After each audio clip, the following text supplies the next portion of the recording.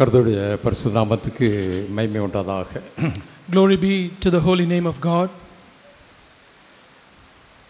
எனக்கு பிரியமான என்னுடைய சகோதர சகோதரோடு கூட தேவனுடைய வார்த்தை பகிர்ந்து கொள்வதற்கு தேவன் கொடுத்த நல்ல வாய்ப்புக்காக நான் நன்றி செலுத்துகிறேன்.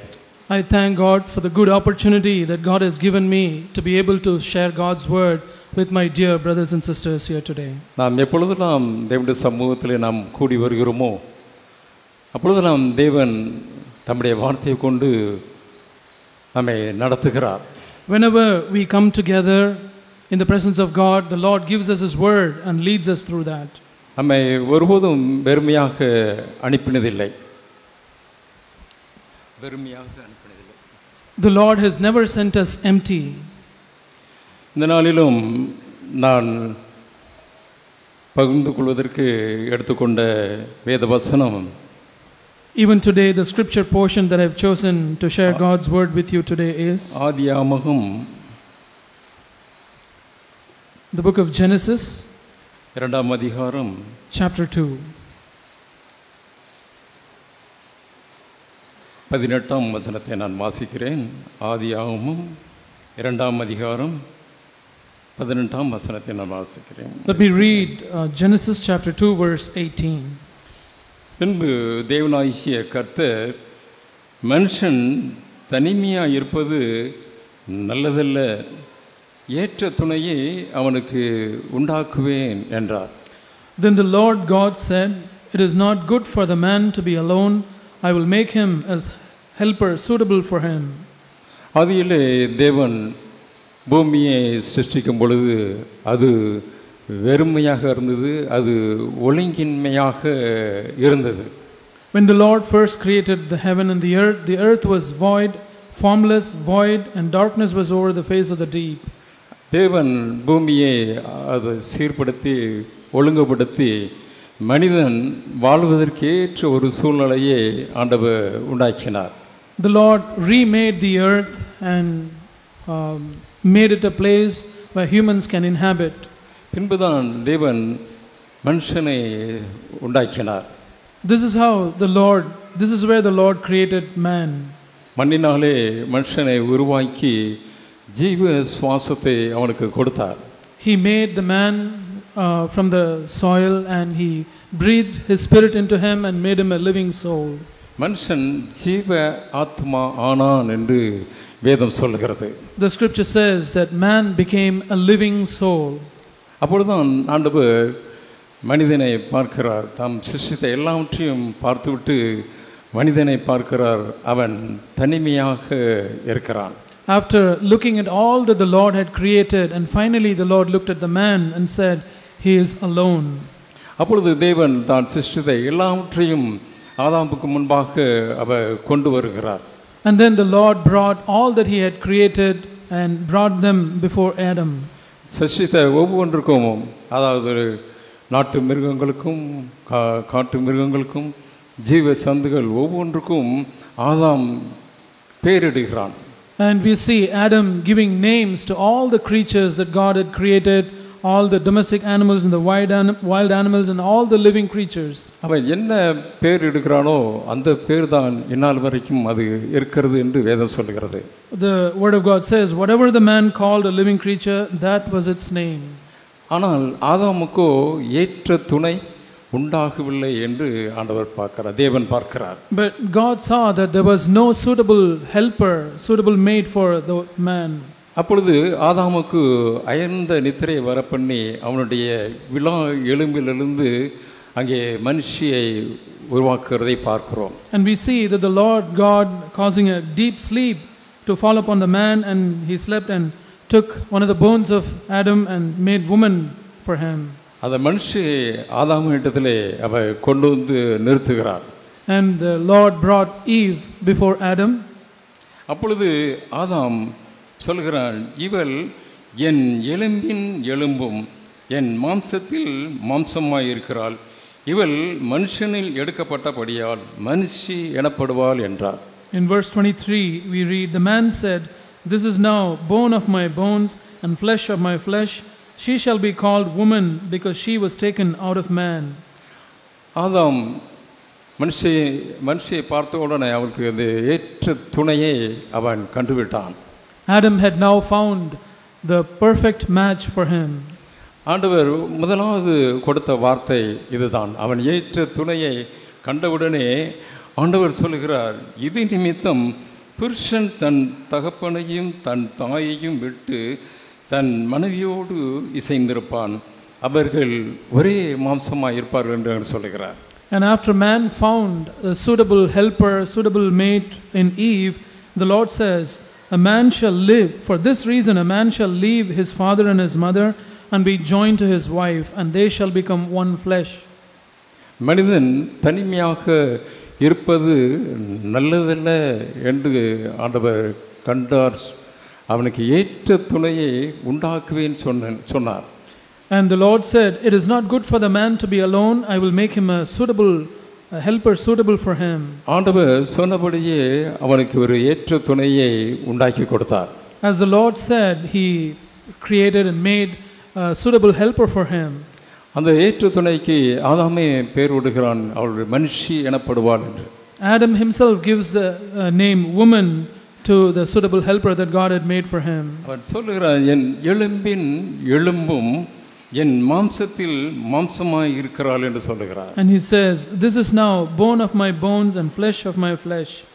இதைத்தான் நாம் ஒவ்வொரு திருமணத்திலும் இந்த வார்த்தையை நாம் கோட் பண்ண அதை வலியுறுத்தி சொல்லுகிறோம். So in every wedding ceremony we emphasize this verse. இது நிமித்தம் புருஷன் தன் தகப்பனையும் தன் தாயையும் விட்டு தன் மனைவியோடு இசைந்திருப்பான், அவர்கள் ஒரே மாம்சமாய் இருப்பார்கள் என்று அங்கே சொல்லப்பட்டிருக்கிறதை நினைவு கூர்ந்து நாம் ஒவ்வொரு திருமணத்திலும் அதை வலியுறுத்தி சொல்லுகிறோம். In every wedding we remember the word which says, for this reason a man shall leave his father and his mother and be joined to his wife, and they shall become one flesh.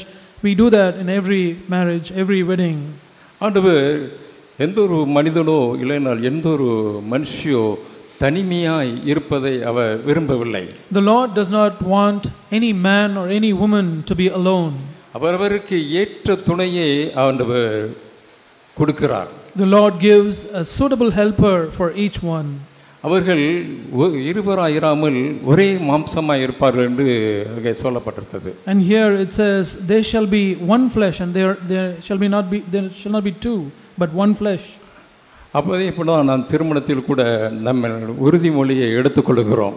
And this is how we make the vow in wedding ceremonies. தாழ்விலும் துன்பத்திலும் இன்பத்திலும் சுகத்திலும் சுகவீனத்திலும் மரணம் நம்மை பிரிக்க மட்டும் அப்படி சொல்லி நம்ம என்ன சொல்றோம், உறுதிமொழி எடுத்துக்கொள்கிறோம். We take the vow saying in good times and bad times, in sicknesses and health, and until death does us part. அதே மாதிரி தான் ஒவ்வொரு திருமணத்திலும் இப்படிப்பட்ட ஒரு காரியத்தை சொல்லி நாம் உறுதிமொழி எடுத்துக்கொண்டு நம்முடைய வாழ்க்கையை துவக்குறலாக இருக்கிறோம். And in every wedding we have this practice of making this vow and have them start their life. ஆனால் வாழ்க்கையின் துவக்கத்திலே மிகுந்த சந்தோஷத்தோடு நாம் கடந்து போகிறோம். We start our married life and we continue joyfully. ஆனால் சில நாட்களுக்கு பின்பு, after a few days, இல்லை சில மாதங்களுக்கு பின்பு, or after a few months, இருவராயிராமல் ஒருவராய் இருக்கிறோமா அப்படிங்கிற ஒரு கேள்வி எழும்புகிறது. But now there is a question whether these two are no longer two but one. Is this true? கணவன் ஒரு சூழ்நிலையிலே வளர்ந்து வந்திருக்கிறார்.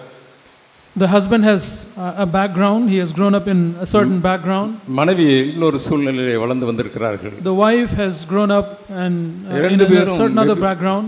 இரண்டு பேரும் வெவ்வேறு சூழ்நிலையிலே வளர்ந்து வந்திருக்கிறார்கள். Both of them have been brought up in different circumstances, different backgrounds. இப்பொழுது ஒன்றாய் இணைக்கப்பட்டிருக்கிறார்கள். Now they are being joined together. அவர்கள் இருவராயிராமல் ஒருவராய் இருக்கும்படி இணைக்கப்பட்டிருக்கிறார்கள். They are joined to be one, not two. இது நிமித்தம் தகப்பனையும் தாயையும் விட்டு புருஷனோடு கூட, and for this reason the man shall leave his father and his mother and be joined to his wife. மனைவியோடு கூட, to his wife. இசைந்திருப்பார்கள் என்று தான் வேதம் சொல்லுகிறது. The word of God says they should be one, they should be அந்த joined. இசைவு இருக்கிறதா என்கிற ஒரு கேள்விதான் எழும்புகிறது. So now the question arises that says, is there harmony between the husband and the wife?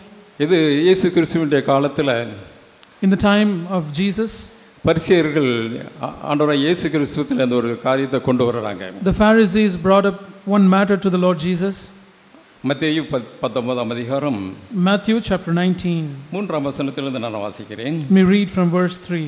அப்பொழுது பரிசேயர் அவரை சோதிக்க வேண்டுமென்று அவரிடத்தில் வந்து, புருஷனானவன் தன் மனைவியை எந்த முகாந்திரத்திலாகிலும் தள்ளி விடுவது நியாயமா என்று கேட்டார்கள். Some Pharisees came to Jesus, testing him and asking, is it lawful for a man to divorce his wife for any reason at all? அங்கே ஆதியிலே தேவன் ஆதாமையும் ஏவாளையும் படைத்து ஏதேன் தோட்டத்திலே அவர்களை வைத்து அவளோடு கூட அவர் உலாவி அவளோடு கூட சம்பாஷித்து கொண்டிருந்தார். The Lord created the man and the wife and put them in the Garden of Eden, and he interacted with them, he had relationship with them, and he interacted with them, spoke to them. அவர்கள் இருவராயிராமல் ஒருவராய் இருந்தார்கள். They were not two, but they were one. அதே போல தேவனோடு கூட அவர்கள் நடந்தார்கள். In addition to that, they walked with God. இதை பார்த்த பிசாசானவன் அங்கே அவர்களை பிரிப்பதற்கு ஒரு காரியத்தை அங்கே கொண்டு வந்து விட்டான். The devil who saw this wanted to separate them from God and from each other. தேவனுடைய வார்த்தைக்கு கீழ்ப்படிய கூடாதபடிக்கு அங்கே ஒரு வஞ்சகமான ஒரு காரியத்தை ஏவாளிடத்திலே அவன் கொண்டு வருகிறான். He brought up a matter before Eve that would cause deception to them, that they will not be able to obey the Lord. அங்கே ஏவாள் வஞ்சிக்கப்படுகிறதை பார்க்கிறோம். We see that Eve was being deceived there. அங்கே ஆதாம் பாவத்துக்குள்ளாகிறான். Then Adam falls into sin. அவங்கள் நிர்வாணிகள் என்று தங்களை உணர்கிறார்கள். And they realize that they were naked. அவர்கள் வெளியரங்கமாக இருந்தவர்கள் தங்களை மறைத்துக் கொள்கிறார்கள். Once they were open, but now they hid themselves from each other. உலகத்திலே பாவம் பிரவேசித்து விட்டது. That's when sin entered into this world. அங்கே சாத்தான் அவன் நினைத்த காரியம் அங்கே நடந்து விட்டது. What the devil thought had come to pass. அவர்களை தேவனோடு பிரித்து விட்டான். He had separated Adam and Eve from God. தேவன் தோட்டத்திலே உலாவுகிற சத்தத்தை கேட்டு இவர்கள் தங்களை மறைத்துக் கொள்கிறார்கள். When they heard the noise of the Lord moving around in the garden, they hid themselves. அவர்கள் பாவம் செய்யாத வரைக்கும் அவர்கள் தேவனோடு கூட அவர்கள் சம்பாஷித்துக் கொண்டிருந்தார்கள். As long as they did not commit sin, they were communing with God. இப்பொழுது அவர்கள் தங்களை மறைத்துக் கொள்கிறார்கள். But now they hid themselves. அப்பொழுது ஆண்டவர் கேட்கிறார், ஆதாமே எங்கே இருக்கிறாய் என்று கேட்கிறார். And then the Lord asks Adam, Adam, where are you? அவன் எங்கேயோ தூரமாய் தன்னை ஒளித்து கொண்டு இருக்கிறான். And he has hid himself from a long distance. இதே மாதிரி தான் திருமணம் ஆனதுக்கு அப்புறமாக கணவன் மனைவிக்குள்ளாக இருக்கிற ஒரு மனம் அங்கே குலைகிறதை பார்க்கிறோம். This is exactly the same way that after some time the unity and the harmony is lost between the husband and the wife. அவர்கள் தேவனுடைய வார்த்தைக்கு கீழ்ப்படிந்து தேவ சமூகத்திலே காத்திருந்து ஜெபித்து தேவனோடு கூட ஐக்கியப்பட்டிருந்தால் அவர்களுக்கு அந்த ஆபத்து இல்லை. If they had spent time with God, praying and asking for his counsel, they waited on him, then they would not have faced this problem. அவர்கள் ஒருவருக்கொருவர் தங்களை மறைத்துக் கொள்ள ஆரம்பிக்கிறார்கள். Then they begin to hide themselves from each other. சில காலங்கள் திருமணம் ஆன உடனே அவர்கள் அவ்வளவு வெளியரங்கமாக இருந்தவர்கள். After they got married, they were very open with each other for some time. அங்கே பிசாசவன் பார்க்கிறான். Now the devil looks at them. அவர்கள் ஒரு மனமாக இருக்கிறார்கள். They are one-hearted. இதை எப்படியா பிரிக்க வேண்டுமே என்று சொல்லி சாத்தான் அங்கே தீர்மானிக்கிறான்.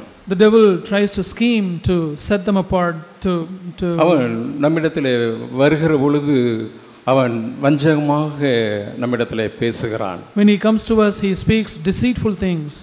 எப்படி ஏவாளிடத்திலே இந்த பழத்தை நீங்கள் புசித்தால் சாகுவதில்லை என்று சொல்லுகிறது போல நம்மிடத்திலும் அப்படிப்பட்ட ஒரு காரியத்தை பிசாசு கொண்டு வருகிறான். Just like how he told a lie to Eve, saying, if you eat this fruit, you will not die at all. He brings some lie to us too. இதிலே நாம் நிதானித்து பார்க்க வேண்டியவர்களாக இருக்கிறோம். So we should judge, we should discern these things. நாம் நல்ல மாதிரிகளை நாம் பார்க்க வேண்டியவர்களாக இருக்கிறோம். நல்ல மாதிரியை பார்க்க வேண்டும். We should look at good examples. அப்படியாக நம்முடைய வாழ்க்கையை ஆராய்ந்து பார்க்க வேண்டியவர்களாக இருக்கிறோம். We should examine our lives. திருமண நாளிலே நமக்கு கொடுக்கப்பட்ட ஆலோசனைகளை நாம் நினைவு கூற வேண்டியவர்களாக இருக்கிறோம். We should remember the advice, the counsel that we received at the time of our wedding. தேவன் ஒவ்வொருடைய வாழ்க்கையும் அறிந்தவராக இருந்துதான் அவர்களுக்கு வேண்டிய வார்த்தை தான் திருமண நாளிலே அவர் கொடுக்கிறார். Knowing what everyone needs, the Lord gives the exact word that they need when they get married. அந்த வார்த்தைகள் நமக்கு ஜீவனை கொண்டு வர வேண்டும். Those words should bring life to us. நமக்கு ஒரு பாதுகாப்பை அது கொண்டு வர வேண்டும். That should give us security. நான் எல்லாவற்றையும் மறந்து என்னுடைய சுயத்தை நான் பார்க்கிறேன். Forgetting about all the words and the counsel that we received, I just look at my own self. நான் என்னுடைய சுயம் என்ன சொல்லுகிறதோ அதைத்தான் நான் செய்ய விரும்புகிறேன். I want to do what my will, my self will asks me to do. அப்பொழுது தேவனுடைய வார்த்தை எனக்கு நினைவுக்கு வருகிறது இல்லை. Then I don't remember the word of God. நான் என்னுடைய சுயம் சொல்லுகிறபடி நான் செய்ய விரும்புகிறதுனாலே, because I want to do what my self will asks me to do, அங்கே என்னுடைய கணவனிடத்திலே நான் என்னை மறைத்துக் கொள்கிறேன்.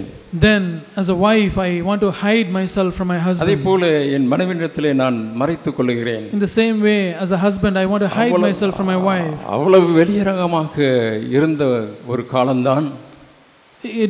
There was a time when we were so open with each other. ஆனால் அவர்களுக்குள்ளாக ஒரு காரியம் என்னவென்றால், பிசாசானவன் அவர்களை பிரிக்கும்படியாக ஒரு தந்திரத்தை கையாளும் போது அதற்கு அவர்கள் உடன்படுகிறதை பார்க்கிறோம். But when the devil wanted to bring in some deception to separate themselves, then they yield and succumb to him. வெளியரங்கமாய் நாம் காண்பிப்பதே இல்லை. This is not something that we see very openly. வெளியே யாருக்குமே தெரியாது. நம்முடைய தாய் தகப்பனுக்கோ இல்லை என்றால் நம்முடைய சகை மூப்பருக்கோ இல்லை நம்ம சபையிலுடைய சகோதரர்களுக்கோ யாரும் அதை பார்ப்பதில்லை. This failure or this fall is not open to anyone, to our parents or the elders in the church or anyone else. என்னுடைய இருதயத்திலே நான் தீர்மானித்துக் கொள்கிறேன். I decide within my heart. எப்படி ஏவாள் பிசாசனுடைய வார்த்தையை கேட்டு பழத்தை பறித்து கொண்டு வந்தாலோ அதே மாதிரி தான் நாமும் நம்முடைய வாழ்க்கையிலே அந்த பழத்தை பறித்து புசித்தது மாத்திரமல்ல, தன்னுடைய புருஷனுக்கும் அதை கொடுக்க வேண்டும் என்று சொல்லி அவள் என்ன செய்வாள், அங்கே கொடுக்கிறதை பார்க்கிறோம். Just like how Eve yielded to the word of the devil and ate of the fruit and gave it to Adam also, we also buy in to the lie of the devil and bring destruction into the family. அதே போல தான் நானும் முதலாவது ஒரு கருத்தை நான் கொண்டு வருகிறேன். In the same way I bring something into the family. அந்த கருத்தை உட்கொண்டது மாத்திரமல்ல, என்னுடைய மனைவிக்கோ இல்லை நான் புருஷனுக்கோ அதை கொடுக்கிறதுக்கு நான் முயற்சி செய்கிறேன். Not only do I accept that thought, that deception, that lie, that opinion, but I give it to my husband also. அங்கே மறுப்பு வரும் பொழுது அங்கே பிரச்சனை உருவாகிறதை பார்க்கிறோம். When there is difference in opinion, there is a problem. ஆண்டவர் அங்கே என்ன சொல்கிறார்னா, இருவராய் இராமல் ஒருவராய் இருக்கிறார்கள் என்று சொல்கிறது. The Lord says they shall not be two but they shall be one flesh. அதைத்தான் இங்கே பார்க்கிறோம். அங்கே ஒரு பிரச்சனையாக பரிசேயர்கள் கொண்டு வருகிறார்கள். That's what we see here in Matthew 19. The Pharisees bring in a problem to the Lord. எந்த முகாந்தரத்தினாவது மனைவியை தள்ளி விடுவது நியாயமா என்று கேட்கிறார்கள். They were asking him, is it lawful for a man to divorce his wife for any reason at all? மத்தேயு 19:4 பார்க்கலாம். அவர்களுக்கு அவர் பிரயுத்தரமாக, ஆதியிலே மனுஷரை உண்டாக்கினவர் அவர்களை ஆணும் பெண்ணுமாக உண்டாக்கினார் என்பதையும், இது நிமித்தம் புருஷனானவன் தன் தகப்பனையும் தாயையும் விட்டு தன் மனைவியோடு இசைந்திருப்பான், அவர்கள் இருவரும் ஒரே மாம்சமாய் இருப்பார்கள் என்று அவர் சொன்னதை நீங்கள் வாசிக்கவில்லையா? Verses 4, 5 and 6. And he answered and said, Have you not read that he who created them from the beginning made them male and female, and said, For this reason a man shall leave his father and mother and be joined to his wife, and the two shall become one flesh. So they are no longer two but one flesh. What therefore God has joined together, let no man separate. ஆண்டவர் இயேசு கிறிஸ்து ஆதியிலே தேவன் சொன்ன வார்த்தையை அங்கே மேற்கொள்கை காட்டுகிறார். The Lord Jesus Christ refers to or quotes the word the Lord gave at the very beginning. அவர் சொன்னதையே நீங்கள் வாசிக்கவில்லையா அப்படிங்கிறார். He asks them, Have you not read what is written, what he has said? இப்படி இருக்கிறபடியினால் அவர்கள் இருவராயிராமல் ஒரே மாம்சமாய் இருக்கிறார்கள். ஆகையால் தேவன் இணைத்ததை மனிதன் பிரிக்காதிருக்க கடவன் என்று சொல்கிறார். Verse 6. So they are no longer two but one flesh. What therefore God has joined together, let no man separate. அங்கே திருமணத்திலே தேவன் இருவரையும் இணைத்து விட்டார். அவர்கள் இருவராயிராமல் ஒரே மாம்சமாய் இருப்பார்கள் என்று சொல்லி அங்கே தேவன் இணைத்து விட்டார். God has joined the man and the wife in marriage together to be one and not two. இங்கே சொல்கிறார், தேவன் இணைத்ததை மனுஷன் பிரிக்காதிருக்க கடவன் என்று சொல்கிறார். Here the Lord says, What therefore God has joined together, let no man separate. இங்கே இருக்கிற குடும்பத்தை கணவனும் மனைவியும் வெளியே இருந்து ஒருவர் வந்து பிரிக்க வேண்டிய அவசியமே இல்லை. இங்கே இவர்களே தங்களுக்குள்ளாக என்ன செய்கிறார்கள், பிரித்து கொள்ளுகிறதை பார்க்கிறோம். So we see here there is no need for an outward external agencies to come and separate the husband and wife. They themselves cause a separation between themselves. அங்கே ஆண்டவர் சொல்றார், ஆதியிலே மனுஷரை உண்டாக்கினவர் ஆணும் பெண்ணுமாக உண்டாக்கினார் என்று சொல்லப்பட்டிருக்கிறது. And here we read that the Lord who created them in the beginning made them male and female. அவர்கள் இருவரும் ஒரே மாம்சமாய் இருப்பார்கள் என்று தான் சொல்லப்பட்டிருக்கிறது. And it's also written that they will be one flesh. அதே ஆண்டவராகிய இயேசு கிறிஸ்து அவர்கள் பிரச்சனையை கொண்டு வரும்போது பரிசேயரிடத்திலே இதை அவர்கள் காண்பிக்கிறார்கள். So when the Pharisees brought in a problem to the Lord Jesus, he quotes this to them. அதற்கு பரிசேயர்கள் அதுக்கு ஒரு காரியத்தை கொண்டு வருகிறார்கள், பதிலை கொண்டு வருகிறார்கள். And in turn the Pharisees bring in some other matter. அங்கே சொல்கிறதை பார்க்கிறோம். அவர்கள் சொல்கிறார்கள் 7ஆம் வசனத்தில், மத்தேயு 19:7, அதற்கு அவர்கள், அப்படியானால் தள்ளுதற் சீட்டை கொடுத்து அவளை தள்ளிவிடலாம் என்று மோசே ஏன் கட்டளையிட்டார் என்றார்கள். Matthew 19:7, they said to him, Why then did Moses command to give her a certificate of divorce and send her away? தேவன் சொன்ன வார்த்தையை ஆண்டவராகிய இயேசு கிறிஸ்து மேற்கோள் காட்டி, அப்படி இல்லை, அவர்கள் இருவராயிராமல் ஒரே மாம்சமாய் இருக்கிறார்கள், அவர்களை பிரிக்கக்கூடாது என்று ஆண்டவர் சொன்னதும் போக, அந்த பரிசேயர்கள் அதற்கு மாறுத்தரமாக மோசே தள்ளுது சீட்டை கொடுக்கலாம் என்று சொல்லியிருக்கிறார்கள் சொல்லி மோசேயை அங்கே கொண்டு வருகிறதை பார்க்கிறோம். So we see when the Lord answered the Pharisees saying man and woman should never be divorced and they are no longer two, they are one flesh, and quoted God's word. But then the Pharisees come and say to him, but why then did Moses command that a certificate of divorce be given? 8ஆம் வசனத்தில் பார்க்கிறோம், அதற்கு அவர், உங்கள் மனைவிகளை தள்ளிவிடலாம் என்று உங்கள் இருதய கடினத்தின் நிமித்தம் மோசே உங்களுக்கு இடம் கொடுத்தார், ஆதி முதலாக எப்படி இல்லை அப்படின்னு சொல்றார். In verse 8 he says, because of your hardness of heart Moses permitted you to divorce your wives, but from the beginning it had not been this way. நீங்க மோசேயினிடத்தில் போய் முறையிட்டது நிமித்தமாக மோசே உங்களுடைய இருதய கடினத்தை பார்த்துதான் அங்கே இப்படி ஒரு காரியத்தை அவர் செய்திருக்கிறார், ஆனால் ஆதியில் அப்படி இல்லை அப்படின்னு ஆண்டவர் சொல்கிறார். The Lord says, because you went to Moses and complained, because of the hardness of your heart Moses permitted you to do this, but it had not been this way from the beginning. இதே வாக்குவாதம் தான் நம்முடைய குடும்பத்திலும் உண்டாயிருக்கிறதை பார்க்கிறோம். We see the same kind of quarreling or strife going on in our families as well. தேவனுடைய வார்த்தைக்கு விரோதமாக இன்னொரு காரியத்தை எடுத்து கொடுக்கிறவர்களாக இருக்கிறோம். We see ourselves bringing in something contrary to the word of God. அது கணவனாக இருக்கலாம், மனைவியாக இருக்கலாம். It could be the husband or the wife. அவர்கள் உள்ளத்திலே ஒரு பிரிவை அங்கே கொண்டு வருகிறார்கள். They bring in a separation into their hearts. அது வெளியரங்கமான விவாகரத்து அல்ல.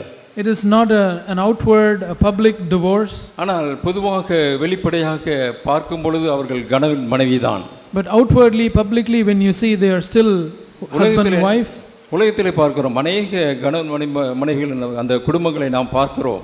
In the world we see there are so many husbands and wives. அவர்கள் நன்றாக தான் ஓடிக்கொண்டு இருக்கிறார்கள். They are running their families well. ஆனால் அவர்களுடைய உள்ளுக்குள்ளான வாழ்க்கையை அது ஒரு சீரழிக்கப்பட்ட ஒரு வாழ்க்கையாக தான் இருக்கிறது. But we see that their inner life is a destroyed life. யாரும் காணாத பகுதியிலே அவர்கள் வாழ்க்கையை அது ஒரு சமாதானமாக இல்லை.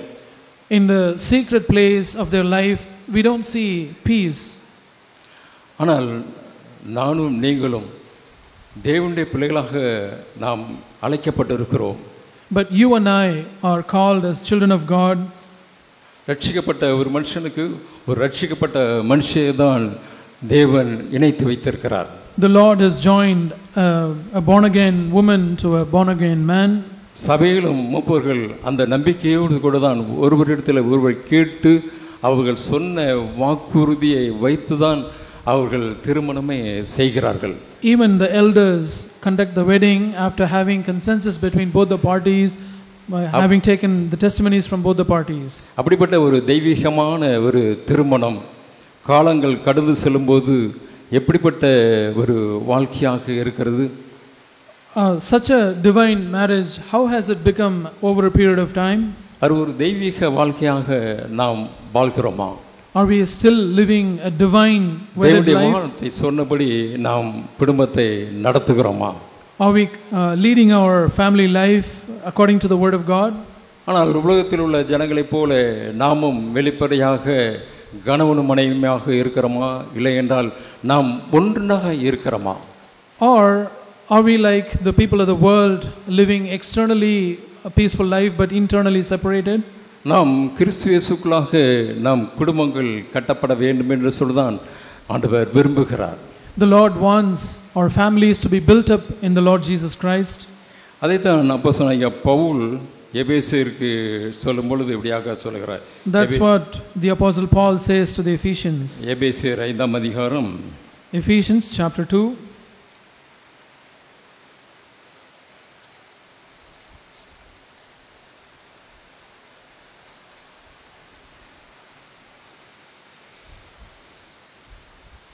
இருபத்தி 23ஆம் வசனத்தை நான் வாசிக்கிறேன். எபேசியர் 5ஆம் அதிகாரம் 23ஆம் வசனம். Ephesians chapter 5 verse 23. கிறிஸ்து சபைக்கு தலையாக இருக்கிறது போல புருஷனும் மனைவிக்கு தலையாய் இருக்கிறான். அவரே சரீரத்திற்கும் இரட்சகராய் இருக்கிறார். ஆகையால் சபையானது கிறிஸ்துவுக்கு கீழ்ப்படுகிறது போல மனைவிகளும் தங்கள் சொந்த புருஷர்களுக்கு எந்த காரியத்திலேயும் கீழ்ப்படிந்திருக்க வேண்டும் என்று அங்கே பவுல் எழுதுகிறதை பார்க்கிறோம். In Ephesians 5 chapter 5 verses 23 and 24 we read Paul saying, "For the husband is the head of the wife, as Christ also is the head of the church, he himself being the savior of the body. But as the church is subject to Christ, so also the wives ought to be to their husbands in everything." புதிய உடன்படிக்கையிலே In the new covenant, சபையிலே குடும்பங்கள் எப்படி இருக்க வேண்டும் என்று சொல்லி பவுல் அங்கே கூறுகிறதை நாம் பார்க்கிறோம். we see Paul describing how the family should be in the new covenant. 21ஆம் வசனம் சொல்ல தெய்வ பயத்தோடு ஒருவருக்கொருவர் கீழ்ப்படிந்திருங்கள் என்று சொல்கிறார். And in verse 21 he says, "Be subject to one another in the fear of Christ." 22ஆம் வசனத்தை சொல்ல மனைவிகளே கர்த்தருக்கு கீழ்ப்படிகிறது போல உங்கள் சொந்த புருஷனுக்கும் கீழ்ப்படியுங்கள் என்று சொல்கிறார். In verse 22 he says, "Wives, be subject to your own husbands as to the Lord." அதை சொல்லிவிட்டு தான் சொல்றார், கிறிஸ்து சபைக்கு தலையாய் இருக்கிறது போல புருஷனும் மனைவிக்கு தலையாய் இருக்கிறான் என்று சொல்கிறார். After having said that he says, "For the husband is the head of the wife, as Christ also is the head of the church." மனைவிகளே நீங்கள் கிறிஸ்துவுக்கு எப்படியாக நீங்கள் கீழ்ப்படுகிறீங்களோ அதே போல் உங்கள் சொந்த புருஷருக்கு கீழ்ப்படியுங்கள் என்று சொல்லுகிறார். He says, wives, be subject to your own husbands, just like you are subject to the Lord Jesus. அது எப்படி பிரதர் முடியும் அப்படி சொல்கிறீங்களா? Are you asking, how is that possible, brother? அது ஆண்டவருக்கு நான் கீழ்ப்படியலாம், I can obey the Lord, இவருக்கு கீழ்ப்படியணும்னா அது பெரிய கஷ்டம். but it's difficult to obey this man. ஆனால் என்ன ஆவியானவர் என்ன கொடுத்துருக்கார் அப்படின்னா, நீங்கள் கர்த்தருக்கு கீழ்ப்படுகிறது போல உங்கள் சொந்த புருஷருக்கு கீழ்ப்படிய வேண்டும் என்று சொல்கிறார். But what the Holy Spirit has written here is that you should obey your husbands in the way that you obey the Lord. ஏனென்றால் கிறிஸ்து சபைக்கு தலையாக இருக்கிறது போல மனைவி, அதாவது மனைவிகளுக்கு கணவன் தான் தலை அப்படின்னு சொல்லியிருக்கிறார். Because he says the husband is the head of the wife, just as Christ is also the head of the church. அப்போது புருஷன் தலையாக இருக்கிறபடினாலே அவர் சொல்லுகிற காரியத்துக்கு நாம் கீழ்ப்படிய வேண்டும் என்று தான் வசனம் சொல்லுகிறது. So the scripture says that because the husband is the head of the wife should obey him in everything. ஏன் என்று சொன்னால் அங்கே ஏவாள் பண்ண தப்பு. The reason is we should remember the wrong that Eve committed. ஏவாள் தான் அங்கே வஞ்சிக்கப்பட்டாள். It was Eve who was deceived. ஆதாம் அங்கே வஞ்சிக்கப்படவில்லை. Adam was not deceived. ஆனால் ஏவாளுடைய பேச்சை கேட்டான். But he listened to the word of Eve. ஆனால் சாத்தான் இடத்துல ஆதாம் போகல. But Adam did not go to Satan. ஆனால் முதல்ல ஆதாம்கிட்ட கேட்டு இந்த காரியத்தை செய்திருந்தால் பாவம் உலகத்துக்குள்ளே வந்திருக்க முடியாது. But if Eve had asked the opinion of Adam and went about doing whatever he wanted to do, sin would not have entered the human race. அதனால தான் ஆவியானவர் இங்கே சொல்லிட்டாரு, மனைவிக்கு புருஷன் தான் தலை அப்படின்னு சொல்லிட்டார். That's why the Holy Spirit says it is the husband who is the head of the wife. அதனால புருஷன் அதிகாரம் செலுத்தணும் அப்படிங்கிறது கிடையாது. It doesn't mean that the husband should exercise lordship over the wife. 21 வசனம் சொன்னபடி தெய்வ பயத்தோடு ஒருவருக்கொருவர் கீழ்ப்படியுங்கள் தான் சொல்லியிருக்காரு. And in verse 21 he says, be subject to one another in the fear of Christ. ரெண்டு பேருக்குமே தெய்வ பயம் வேண்டும். Both of them should have the fear of God. அப்பொழுது ஒருவர் சொல்வதை ஒருவர் என்ன செய்யலாம், கேட்டுக்கொள்ள முடியும். Then it would be possible for each other to get counsel from each other. ஆனாலும் குடும்பத்துக்கு தலை புருஷன் என்று அங்கே சொல்லப்பட்டிருக்கிறது. But even then it is written that the husband is the head of the wife. அந்த புருஷன் என்ன சொல்லுகிறாரோ அதற்கு அந்த மனைவியானவள் எந்த காரியத்திலாவது கீழ்ப்படிய வேண்டும் என்று தான் வேத வசனம் சொல்லுகிறது. The word of God says also the wives ought to be there to subject themselves to the husbands in everything. எந்த காரியத்திலாவது கிறிஸ்துவுக்கு உட்பட்டவளாக எந்த காரியத்திலாவது அவர்கள் என்ன செய்யணும், கீழ்ப்படியணும் அப்படின்னு தான் சொல்லப்பட்டிருக்கு. It's written that but as the church is subject to Christ, so also the wives ought to be to their husbands in everything. பெரும்பாலும் நாம் ரட்சிக்கப்பட்டவர்கள் தான் சபையில் இருக்கிறோம். Mostly we are all saved, those of us who are sitting here in the church. ரட்சிக்கப்படாத புருஷன்மார் இருப்பது அரிது. It is rare to find unconverted husbands in the church. அப்படி ஒரு ரட்சிக்கப்படாத ஒரு புருஷன் கணவனாக இருந்தாலும் கூட, but if there is a wife who has an unconverted husband, அவருக்கும் நாம் கீழ்ப்படிந்து நடக்க வேண்டும். And the wife should be subject to that husband also. அது வசனம் சொல்லுது கர்த்தருக்குள் கீழ்ப்படிய வேண்டும் என்று சொல்லப்பட்டிருக்கிறது. God's word says you should obey your husband in the Lord. அப்படி நாம் கீழ்ப்படிய போது when we obey our husband like that, நம்முடைய நல்ல நடக்கையினாலே அவரையும் நாம் ஆதாயப்படுத்திக் கொள்ளலாம் என்று வசனம் சொல்லுகிறது. The word of God says we can win him over by our good conduct. நம்முடைய வாழ்க்கை மூலமாக அந்த ரட்சிக்கப்படாத கணவன் கூட ரட்சிக்கப்படாத மனைவி கூட என்ன செய்யலாம், நாம் ஆதாயப்படுத்திக் கொள்ளலாம் என்று வசனம் சொல்லுகிறது. We can win over the unconverted husband or the unconverted wife by our conduct. எல்லா விதத்திலும் நான் கீழ்ப்படுகிற காரியத்தை குறித்து தான் இருக்கிறது. It is written about the matter of obedience. அப்படி நாம் கீழ்ப்படிந்து நடப்போம் என்றால் அங்கே குடும்பம் என்ன செய்யும், அங்கே கட்டப்படும். When we obey and subject to the head, then families will be built up. இங்கே சகோதரிகளுக்கு தான் பெரும் பங்கு இருக்கிறது குடும்பத்தை கட்டுவதிலே. There's a great part for the sisters in building up the families. சகோதரர்கள் வெளியே அவர்கள் வேலை காரணமாக வெளியே செல்லலாம், அவர்களுக்கு வேலையுடைய அழுத்தங்கள் அதிகமாக இருக்கலாம், அவருடைய மற்ற காரியங்கள் அவர்களுக்கு பெரிய ஒரு அழுத்தமாக இருக்கும். ஆனால் குடும்பத்திலே மனைவியானவர் எப்பொழுதும் வீட்டிலே இருக்கிறபடியினால் பிள்ளைகளை கவனிக்க வேண்டிய காரியங்களிலே சகோதரிகளுக்கு தான் அது முழு பொறுப்பு அங்கே இருக்கிறது. Because the husbands they go out for work and they have different responsibilities and different pressures, and the wives are at home most of the time, and they have the responsibility to take care of the children and have a greater responsibility in building the family. சில சகோதரிகள் பிள்ளைகள் செய்கிற தவற சகோதரர்கிட்ட சொல்லுகிறது இல்லை. Sometimes the sisters don't bring the problems or the disobedience they find within the children to their husbands. சில காரியங்களுக்கு கீழ்ப்படிகிறது இல்லை. Children don't obey in certain areas. அவர்களுக்கு அடங்கி இருப்பதும் இல்லை. They are not subject to their mothers. அதை அவர்கள் சகோதரர்களுக்கு தெரியப்படுத்துகிறது இல்லை. The sisters don't bring this matter to their husbands. அப்படி தெரியப்படுத்தாதனாலே அந்த பிள்ளைகள் ஒழுங்கீனமாகவே வளர்ந்து கொண்டு இருக்கும். Because they don't do that, the children continue to grow in an undisciplined manner. அது பின்பு வயது கடந்து சென்ற பிறகு அதை கண்டிப்பது அது பெரிய ஒரு கஷ்டமான காரியம். Then it becomes much more difficult to correct them after a certain age. அதை சகோதரர்களுக்கு நாம் தெரியப்படுத்தினால்தான் அவர்கள் அதிலே தலையிட முடியும். Only when the wives bring that matter to the husbands, then the matter can be resolved. அது அவர்களுக்கு அது ஒரு கடினமான பகுதியாக இருக்கலாம். அவர்கள் இருக்கும்போது அவர்கள் மிகவும் பயத்தோடு வீட்டில் பிள்ளைகள் இருப்பார்கள்.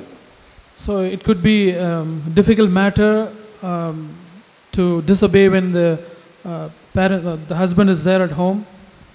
அப்பொழுது சகோதரன் பிள்ளைகள் ரொம்ப அமைதியாக இருக்கிறார்கள், நன்றாக இருக்கிறார் என்று சொல்லி அவர் கடந்து போவார். Then the sisters overlook, oh, my children are keeping well, keeping quiet, everything is all right. அவர் வெளியே போன பிறகு பிள்ளைகளுடைய சேட்டை ஆரம்பமாகும். But after the husband leaves the home, goes out for work, and the children, சகோதரி அதை பொறுத்துக்கொள்ள முடியாதபடி அவர்களும் உணர்ச்சிவசப்பட்டு பிள்ளைகளை அடிக்கிறதும் கோவப்படுகிறதும் எரிச்சல் அடைகிறதும் சமாதான அடைச்சலும் தான் அதிகமாக இருக்கும். When the husband is not at home and the children misbehave, and they also lose patience and they beat up and they get angry and speak angry words, and things become chaos. அதிலே அவர்களுக்குள்ள ஒரு மனம் இல்லை. கணவனிடத்திலே அதை சொல்லி அதை share பண்ணி பிள்ளையை எப்படி கண்டிக்கலாம், இல்லைனால் எப்படி வளர்க்கலாம் என்று இரண்டு பேரும் அது கலந்து பேசி ஆலோசனை பண்ணாமல் இருப்பது அது ஒரு பிரிவாக இருக்கிறது.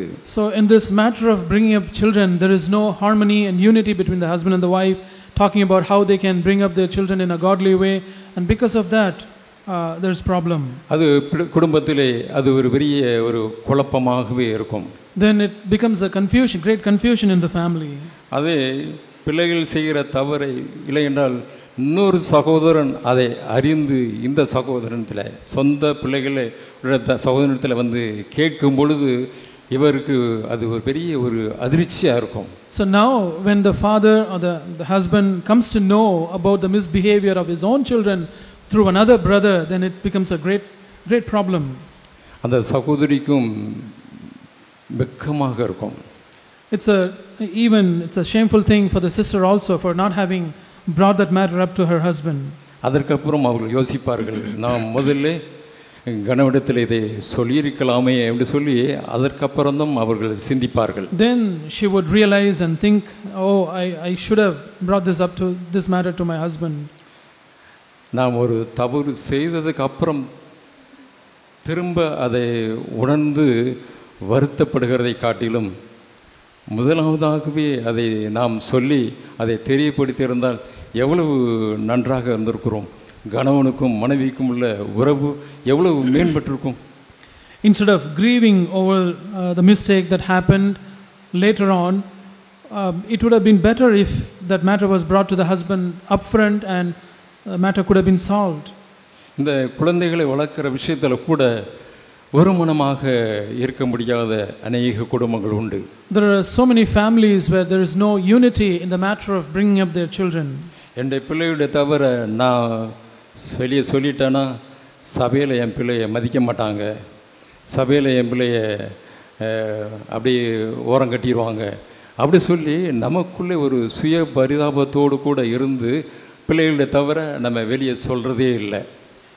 Because the husband and wife think that if the children's misbehavior comes to light to the church, and then they will sideline our children, so let us not bring any misbehavior out in the open.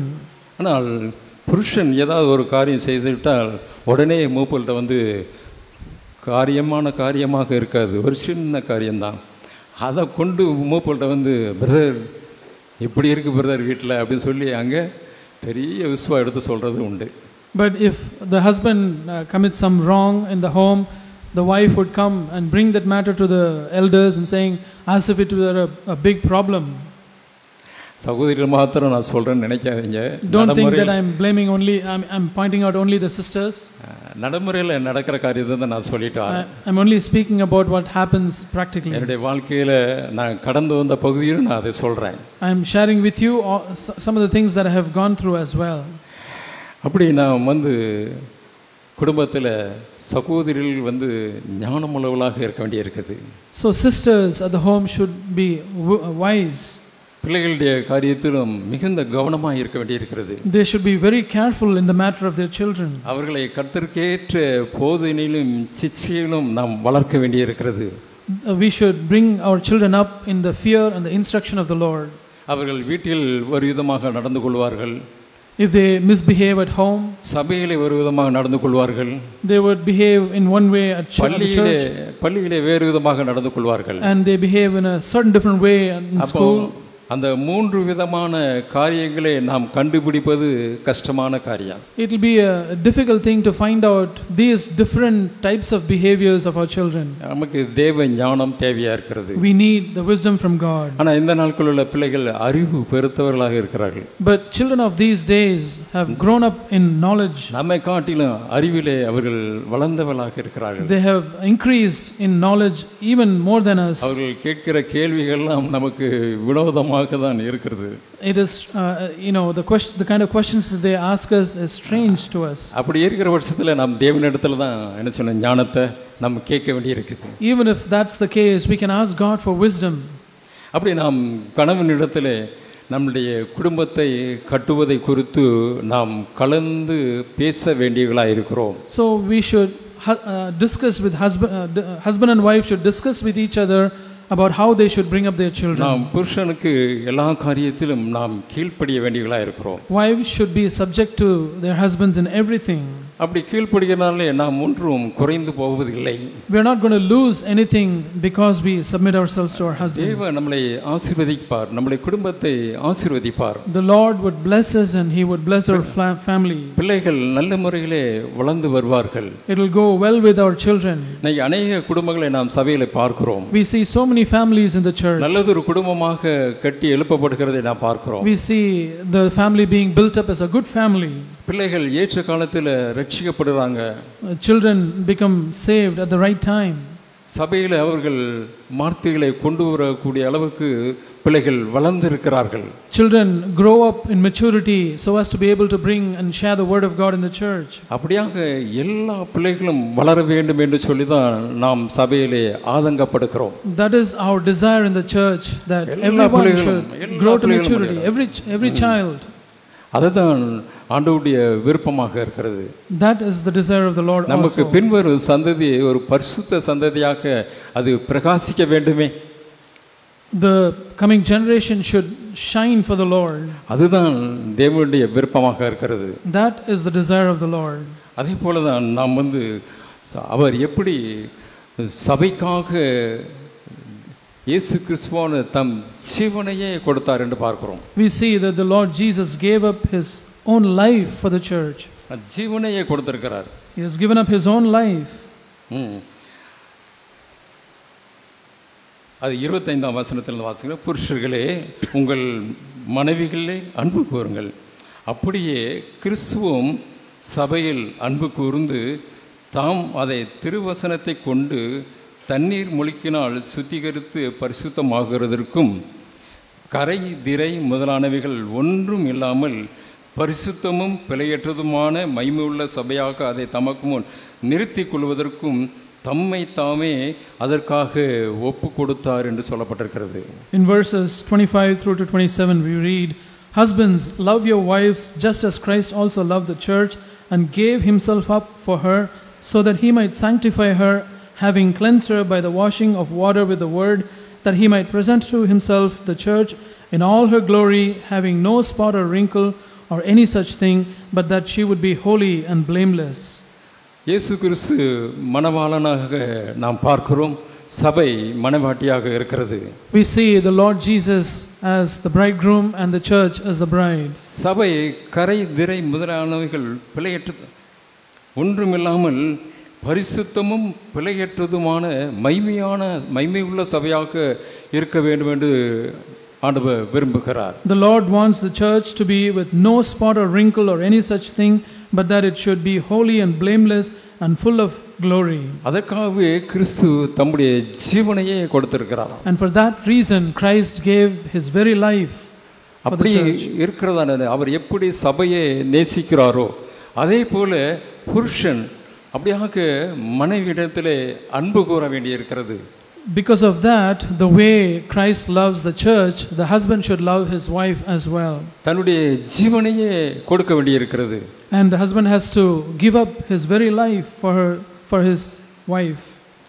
28ஆம் வசனத்தை பார்க்கலாம். அப்படியே புருஷர்களும் தங்கள் மனைவிகளை தங்கள் சொந்த சரீரங்களாக பாவித்து அவர்களில் அன்பு கூற வேண்டும். தன் மனைவியில் அன்பு கூறுகிறவன் தன்னில் தானே அன்பு கூறுகிறான் என்று சொல்லப்பட்டிருக்கிறது. Verse 28, "So husbands ought also to love their own wives as their own bodies. He who loves his own wife loves himself." இங்கே பார்க்கிறோம், மனைவியை தன்னுடைய சொந்த சரீரமாக பாவித்து அன்பு கூற வேண்டுமா? Here we see the husband should love their own wives, considering them to be their own bodies. மனைவியானவள் இன்னொரு சரீரம் என்று அங்கே சொல்லப்படவில்லை. It's not written that the wife is a separate body. அது ஒன்றாய் இணைந்திருக்கிறது. தன்னுடைய சரீரமாகவே அதை பாவிக்கும்படி அங்கே ஆவியானவர் சொல்லுகிறார். The Holy Spirit says to the husbands that they should consider the body of the wife as being part of his own. அப்படியாக மனைவியிடத்திலே நாம் அன்பு கூற வேண்டியிருக்கிறது. That is how husbands should love their wives. எப்படி அன்பு கூறுகிறோம் என்பதை நாம் கொஞ்சம் யோசித்து பார்க்கலாமா? Are we just discerning or thinking about the way we love our wives? மனைவியிடத்தில் அன்பு கூறுகிறது என்பது அது ஏதாவது ஒரு காரியம் எனக்கு வேண்டும், இல்லையென்றால் நான் வெளியே போகும்போது என்னுடைய தவறுகளையோ இல்லையென்றால் என்னிடத்தில் இருக்கிற மன கசப்பையோ அவர்கள் காட்டிவிடக்கூடாது. அதற்கு எப்படியாக அந்த மனைவியை நான் தயார் செய்யணுமோ அப்படி நான் தயார் செய்து நான் கொண்டு போகிறேன். So there is this way of loving my wife that I do certain things for her or prepare her so that when I go away from home she would not talk bad about me or bring to light my bad things. So that's the way some husbands love their wife. அது ஒரு மேலோட்டமான ஒரு அன்பு. That's a superficial love. ஆனா இந்த இதயத்திலிருந்து என்னுடைய மனைவியை நான் நேசிக்கிறேனா என்று தான் நான் கேட்டு பார்க்க வேண்டியிருக்கிறது. But I should ask myself whether I love my wife from my heart. என்னுடைய மனைவி அவளுடைய பிள்ளைகளோடு கூட கஷ்டப்படுகிற பொழுது, when my wife is toiling with the children, எனக்கு சமயம் கிடைக்கும் பொழுது, whenever I get time, அந்த கஷ்டத்தில் நான் பங்கு பெறுகிறேனா என்று நான் கேட்க வேண்டியிருக்கிறது. Do I offer her help in that suffering and the toil?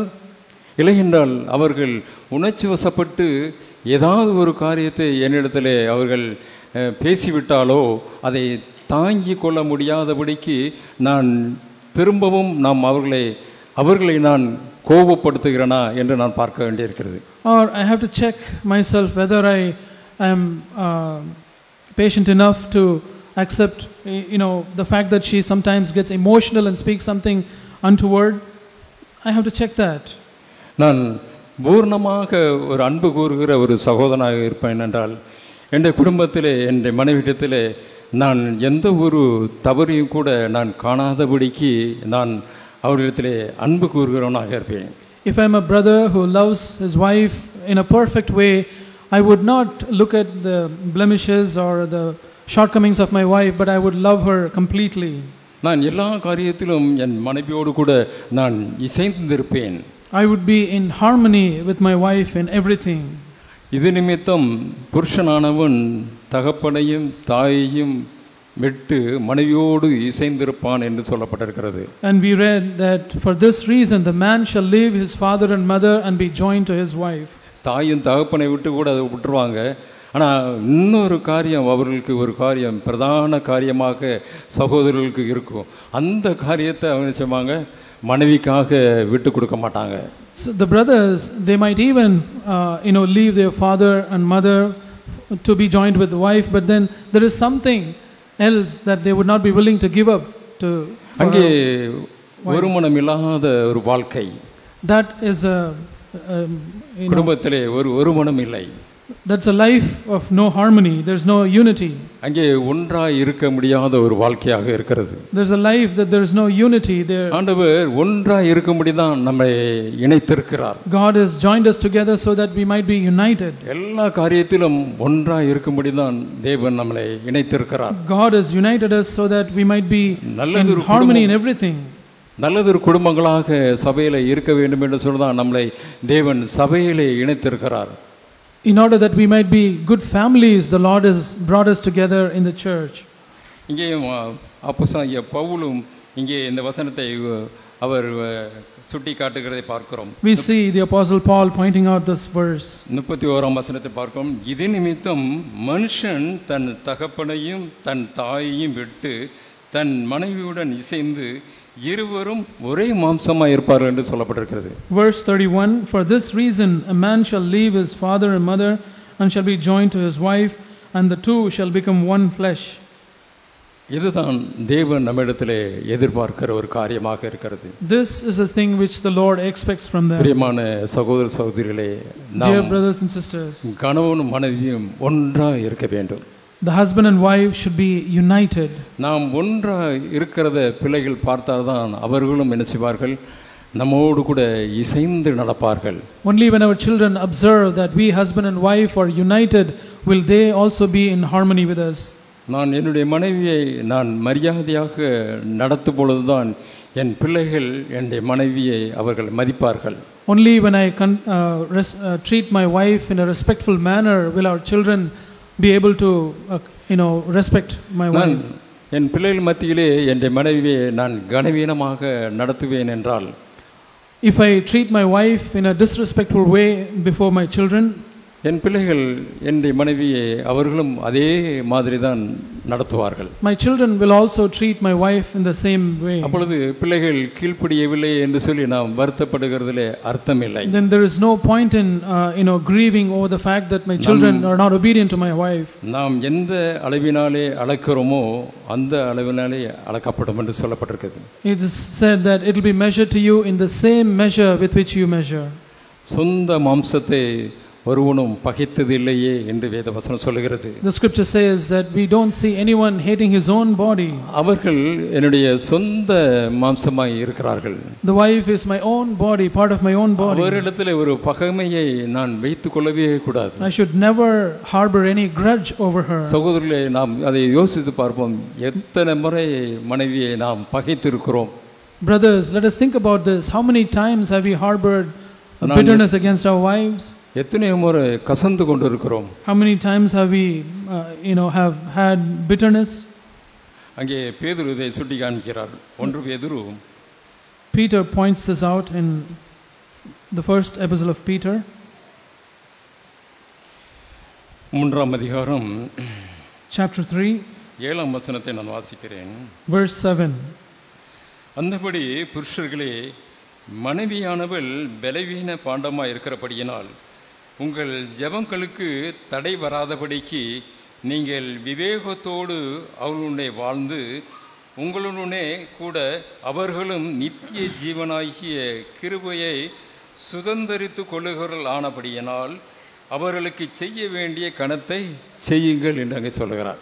1 Peter 3:7, you husbands in the same way live with your wives in an understanding way as with someone weaker, since she is a woman, and show her honor as a fellow heir of the grace of life, so that your prayers will not be hindered.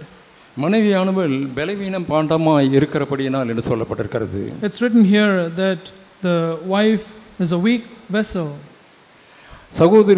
சகோதரிகள் வந்து அவர்களுடைய மனது அது ஒரு கடினமான பகுதி கிடையாது, ஒரு ரொம்ப அது லகுவான காரியமாக இருக்கும். அவளுடைய இருதயமானது ஒரு வேகமாக ஒரு காரியத்தை சொல்லிட்டோம், கோபத்தோடு ஒரு லேசாக ஒரு கோபத்தோடு கூட காரியத்தை சொல்லிட்டோம்னா அவர்களுடைய இருதயம் அது தாங்கி கொள்ளாது.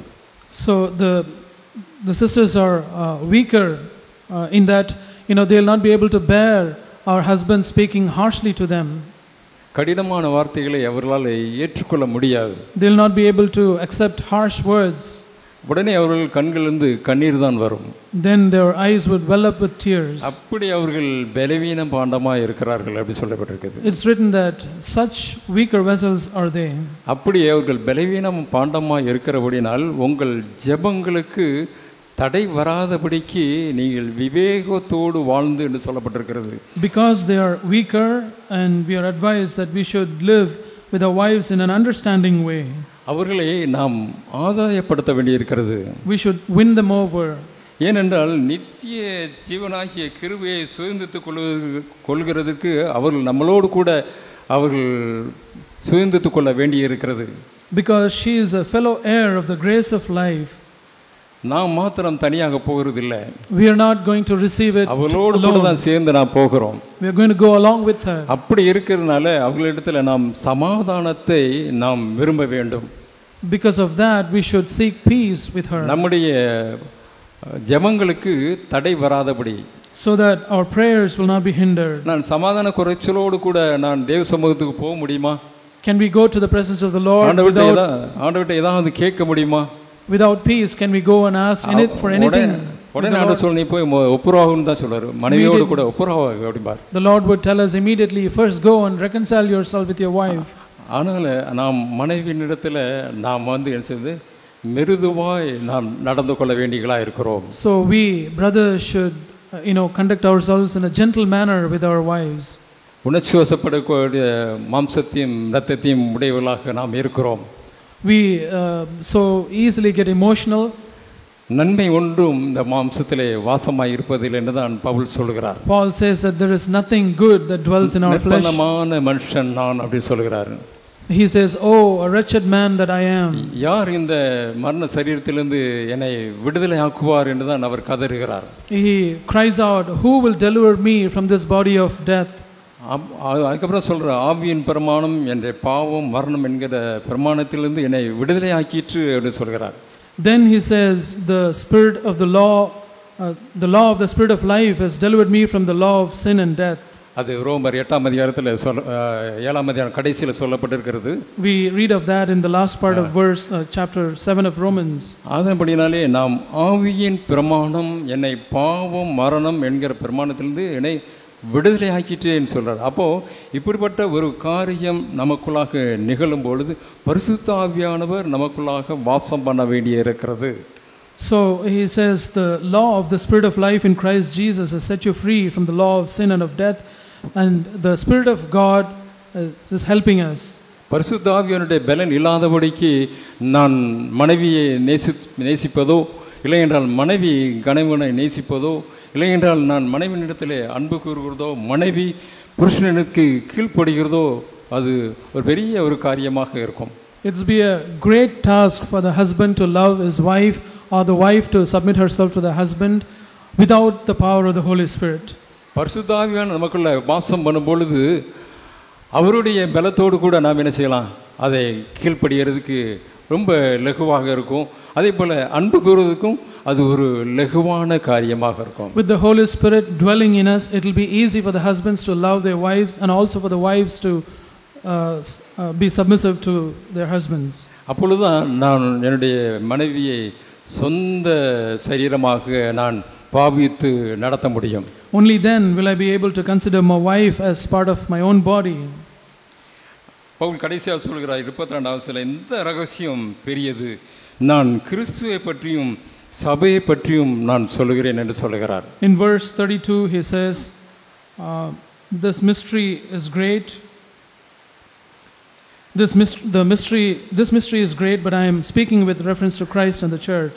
இப்படி நாம் குடும்பங்களாக நல்லதொரு குடும்பமாக கட்டப்படும் பொழுதுதான் அங்கே சபை கட்டப்படும். Only when we are built up together like this as good families will the church be built up. இப்படிப்பட்ட குடும்பங்களாக நாம் கூடி வரும் பொழுது சபை மகிமையாய் நிறைந்திருக்கும். When we are gathered together with such families, then the church will be full of glory. அங்கே அன்பு பெருக்கெடுத்து ஓடும். And there will be love overflowing. அங்கே ஒருமனம் காணப்படும். There will be harmony and unity. ஏக சிந்தை உண்டாகும். There will be oneness of thought. கிறிஸ்துவின் சரீரமான சபை அங்கே கட்டப்படும். Then the body of Christ, which is the church, will be built up. அவயங்கள் ஒன்றுக்கொண்டு இசைவாய் அங்கே இணைந்திருக்கும். And each member will be in harmony with one another. சரீரமான சபையிலே அவயங்கள் அநேகம் என்று சொல்லப்பட்டிருக்கிறது. It said that there are so many members in the church, the body of Christ. ஆனால் அவயங்கள் ஒன்றுக்கொண்டு இசைவாய் இணைக்கப்பட்டிருக்கிறதா? But are the members joined together in harmony, in unity? அங்கே கை, கால், கண்கள், மூக்கு எல்லாம் அவயங்கள் இருக்கிறது. There are so many members of the body, hands, feet, ears, nose and everything. ஆனால் கிறிஸ்துவோடு அங்கே இணைக்கப்பட்டிருக்கிறதா? But are they united with Christ? கிறிஸ்துவோடு இணைக்கப்பட்டிருக்கும் பொழுதுதான் அது ஒன்றுக்கொன்று இசைவாய் அது கட்டப்பட முடியும். Only when the members are united with the head, the Christ, will they be united with one another. அங்கே மூளை கட்டளை கொடுக்கும் பொழுதுதான் கை வேலை செய்கிறது. Only when the brain issues a command, the hand works. கால் நடக்கிறது, the legs கண் walk, பார்க்கிறது, the eyes see, மூக்கு முகருது, the nostril smells. மூளையிலிருந்து அது கட்டளை பறக்கிறது. For all of these things, the command is coming from the brain. எல்லாவற்றுக்கும் பிரதானமாக அங்கே மூளை செயல்பட வேண்டி இருக்கிறது. Primarily, the brain has to work in order to do all these things. நாம் கிறிஸ்துவில் ஆண்டவர் இயேசு கிறிஸ்துவோடு கூட நாம் இணைக்கப்பட்டவர்களாக இருக்கிறோம். We are united with Christ. சபைக்கு கிறிஸ்துதான் தலை என்று சொல்லப்பட்டிருக்கிறது. We read that Christ is the head of the church.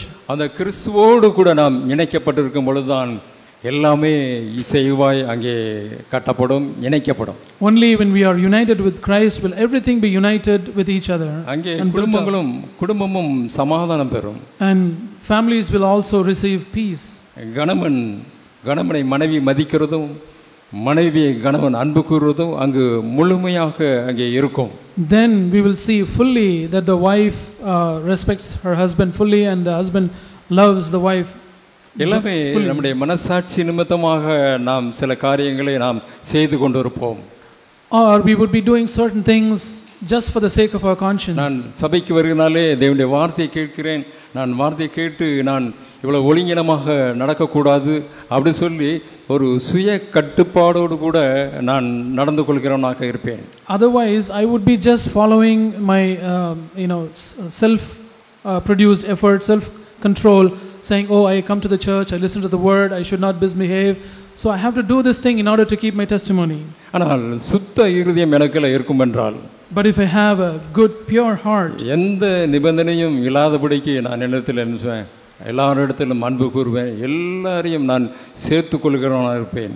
Then I'll be able to love perfectly in every situation and I'll be able to be in harmony with anyone at any time. எந்த பிரதிபலனும் நான் எதிர்பார்க்க மாட்டேன். I will not expect any reward. என்னுடைய தேவையெல்லாம் நான் தேவனிடத்தில் கேட்கிறவனாக இருப்பேன். I'll put forth my request to அவரையே சார்ந்து வாழ்கிறவனாக இருப்பேன். I'll live depending only on the Lord. என் வாழ்க்கையில் அனுமதிக்கிறது எல்லாமே அவரால் தான் நடக்கிறது என்று சொல்லி நான் முழுமையாக நம்புவேன். And I will completely believe that everything that comes my way in my life is from the Lord.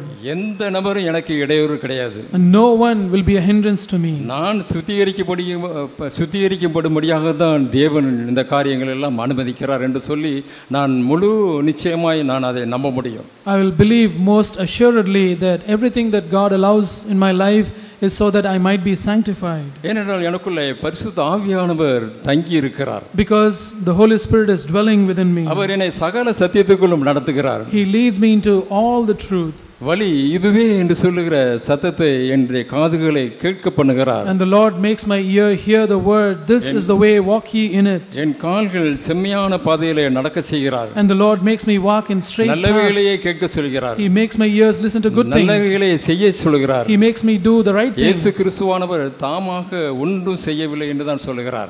The Lord Jesus did not do anything of his own.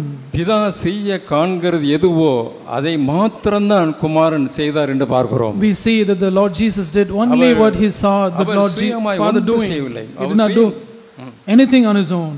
அதே போலதான் நாமும் நம்முடைய வாழ்க்கையிலே எல்லாமே அவரை சார்ந்து கொண்டு அவர் என்ன சொல்கிறாரோ அதை மாத்திரம் செய்கிறவர்களாக இருக்க வேண்டும். In the same way we also should be people who do only what the Lord asks us to do. ஒன்று சுயமாய் செய்யக்கூடாது. Not doing anything with our own will. பரத்திலிருந்து எனக்கு கொடுக்கப்பட வேண்டும். Everything has to be granted to me from heaven. ஆண்டவராகிய இயேசு கிறிஸ்து சொல்லுகிறது பரத்திலிருந்து உனக்கு கொடுக்கப்படவிட்டால் ஒன்றும் செய்ய முடியாதுன்னு சொன்னது போல பரத்திலிருந்து எனக்கு கொடுக்கப்பட வேண்டும்.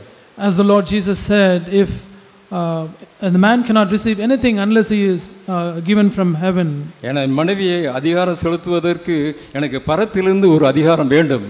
In order for me to exercise authority over my wife, I should receive that authority from heaven. என்னுடைய பிள்ளைகளை கண்டிப்பதற்கு பரத்திலிருந்து எனக்கு ஒரு அதிகாரம் வேண்டும். I need an authority from heaven in order to discipline my children. அந்த அதிகாரத்துக்கு உட்பட்டவனாக நான் இருக்க வேண்டும். I should be under that authority. அந்த நூற்றுக்கு அதிபதி சொன்னது போல நான் ஒரு அதிகாரத்திற்கு உட்பட்டவனாய் இருந்தும் அப்படி சொல்றார். As the centurion said, I am under authority.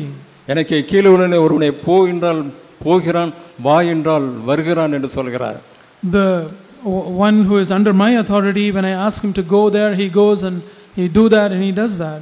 நான் ஒரு அதிகாரத்திற்கு நான் கீழ்ப்பட்டவனாக இருக்கும் பொழுது இந்த காரியங்கள் எல்லாம் நடக்கும். These things will happen in my life if I am a person who is under the authority. என்னுடைய மனைவியோ என்னுடைய பிள்ளைகளோ என்னுடைய வார்த்தைக்கு அவர்கள் மதிப்பு கொடுப்பார்கள். Then my wife and my children will respect my word. நான் ஒரு அதிகாரத்துக்கு கீழ்ப்பட்டவனாக இல்லை என்றால் அவர்களும் எனக்கு கீழ்ப்படுகிறது இல்லை. If I am not subject to the heavenly authority, then my wife and my children will not be. இதை நான் ஒரு ஒரு அளவுகோல் மாதிரி இதை வைத்துக் கொள்ளலாம். We can consider this as a yardstick. அப்படியாக நம்முடைய வாழ்க்கையிலே நாம் நிதானித்து பார்த்து நடக்க வேண்டியவர்களாக இருக்கிறோம். So we should be people who have to judge our lives in this. அதே போல கடைசியாக சகோதரர்களுக்கு ஒரு வார்த்தை. Finally a word for the brothers. சகோதரர்களுக்கும் சேர்த்தாக அந்த ஒரு கடைசி வசனம் அப்படியாக சொல்கிறது. The last verse says like this. உங்களிலும் அவனவன் தன்னிடத்தில் அன்பு கூறுவது போல தன் மனைவியினிடத்திலும் அன்பு கூற கடவன். Nevertheless, each individual among you also is to love his own wife as even as himself. மனைவியும் புருஷனிடத்திலே பயபக்தியாய் இருக்க கடவுள் என்று சொல்லப்பட்டிருக்கிறது. And the wife must see to it that she respects her husband. இதை பார்க்கிறோம், அநேக குடும்பங்களை நாம் பார்க்கிறோம். We see this in many families. அநேக சகோதரிகள் கணவனிடத்திலே பயபக்தியாய் இருக்கிறதை பார்க்கிறேன். We see அநேக குடும்பங்களில் சகோதரிகள் கணவனிடத்தில் பயபக்தியாக இருக்கிறதை பார்க்க முடிகிறது என்று சொல்கிறேன். What I'm saying is, it is possible to see in many families that the wives respect their husbands. அது இளைய சகோதரிகள் அந்த மாதிரியை பார்க்க வேண்டும். Younger sisters should observe this behavior with the older sisters. கணவனோடு கூட சரிசமமாக இருக்கலாம், இருக்கக்கூடாது என்பது இல்லை. சந்தோஷமாக இருக்கலாம், இருக்கக்கூடாது என்பது அல்ல. ஆனால் பயபக்தி என்று ஒரு வேண்டும்.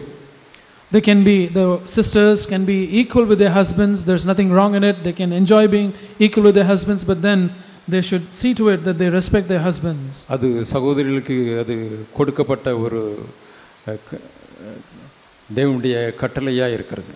It's a command given by God to the sisters. இப்படியாக தேவன் நம்முடைய குடும்பத்தை கட்டுவாராக. அதன் மூலமாக சபை கட்டப்படும். பிரகாசமான ஒரு வெளிச்சத்தை நாம் இந்த உலகத்துக்கு நாம் கொடுக்கிறவர்களாக இருக்க முடியும். தேவனையே சார்ந்து கொள்வோம், பரிசுத்த ஆவியினுடைய பலத்தை நாம் பெற்றுக்கொள்வோம். May the Lord build our families like that. Then our church will be built up in a godly way. Then we can bring light to others. then the name of the Lord will be glorified. தேவன் அப்படியே நம்மளை நடத்துவாராக. May God lead us.